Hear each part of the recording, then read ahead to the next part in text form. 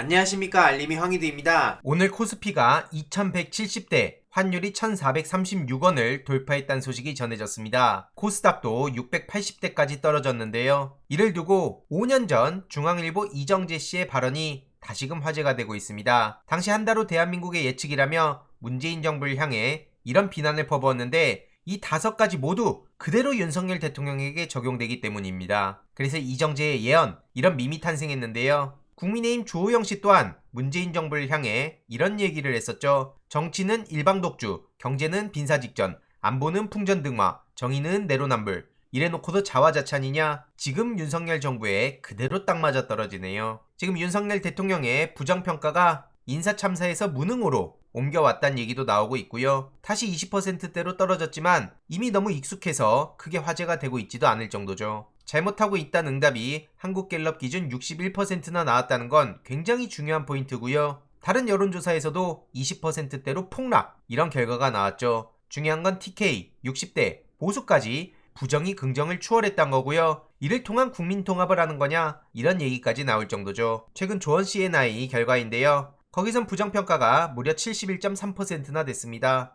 보수층 부정평가가 50%를 넘겼다는 것도 주목할 만한 지점이고, 대구 경북 60대 이상 부정평가가 굉장히 높습니다. 20대와 40대에선 말할 것도 없고요. 이에 많은 시민들도 이 땡땡 아직도 20%대나 나오는구나, 이번 미국 방문 욕설과 거짓말 안 한 거라고 우기는 모습을 본 후부터 어떤 것도 믿지 않기로 했다, 여기에도 많은 공감이 이어지고 있네요. 중요한 건 윤석열 대통령과 김건희 씨뿐만 아니라 정부 고위직도 계속해서 논란을 키우고 있는데요. 방금 전 단독 보도가 떴죠. 민주당에선 오늘 한동훈 허위사실 유포 혐의로 고발한다는 겁니다. 헌재에 출석해 허위사실 유포했던 거고요. 한동훈 장관은 검찰 정상화법이 국민을 위한 기본권 보호 기능을 본질적으로 침해했다, 국민보호 기능에 어떤 구멍이 생길지 생각조차 안 해본 거다, 이런 식으로 맹 비난을 퍼부은 겁니다. 여기에 민주당 잘한다는 반응이 압도적이고요. 참고로 경찰에서도 다른 목소리를 내기도 했죠. 한동훈 장관은 지금 본인이 정치인인지 법무부 장관인지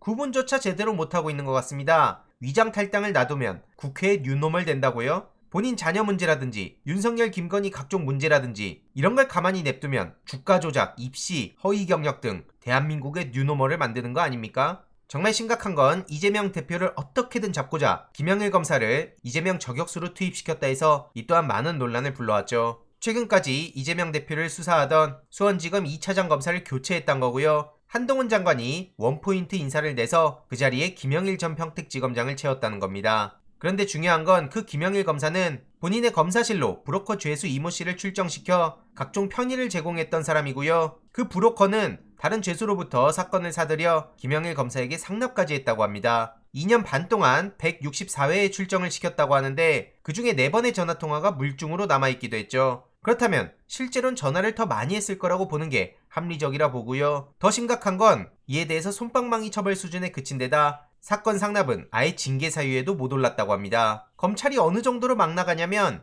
저렇게 자기네 식구들은 주요 보직에 채우면서 박은정 검사 같은 사람들을 향해선 참 심각한 짓들을 저지르고 있는 거죠. 과거 윤석열 대통령과 한동훈 장관에 대한 감찰 업무를 수행했던 박은정 검사가 정권이 바뀐 후 많은 수모를 겪고 있는데요. 추석 연휴 4일 전에는 박은정 검사의 친정 부모집을 압수수색했다는 소식도 전해졌고, 무혐의로 끝났던 사건이 윤석열 한동훈 취임 후 재기수사 명령이 떨어졌다는 얘기도 전해지고 있습니다. 이성윤 법무연수원 연구위원도 엄청난 탄압을 받지 않았습니까? 이성윤 전 지검장, 박은정 검사, 이들은 정상적인 업무를 처리했을 뿐인데 공무상 비밀 누설 타령하고 개인정보보호법을 위반했다며 고발을 당한 바 있습니다. 이후로 그런 문제 제기는 해당하지 않는다며 불기소 처분을 받았는데요. 윤석열 대통령 취임과 한동훈 장관의 취임 이후 공교롭게도 재수사가 시작됐다는 거죠. 그리고 이원석 검찰총장은 정은호 법조비리 수사 당시 공무상 비밀 누설죄로 많은 비판을 불러오지 않았습니까? 그런데 이에 대해서 비위를 통보했을 뿐이다, 이런 말장난을 한 데다 한동훈 장관도 이를 옹호해주기까지 했습니다. 동일한 사안으로 볼 순 없지만 이원석 총장 사안과 비교해봐도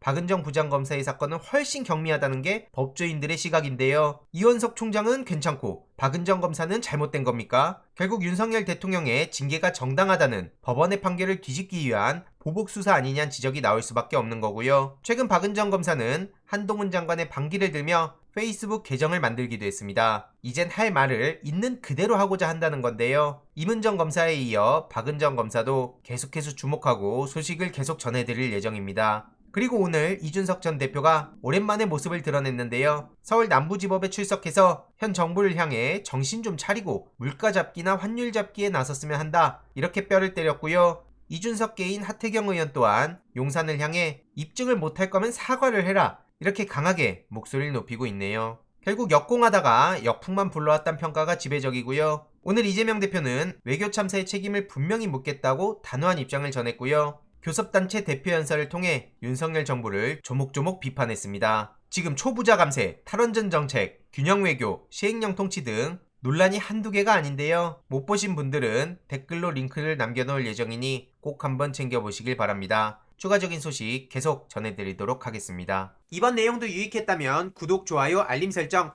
멤버십 가입 정말 큰 힘이 된다는 점 말씀드리고 싶습니다. 이번 내용도 주위에 널리 공유 부탁드립니다.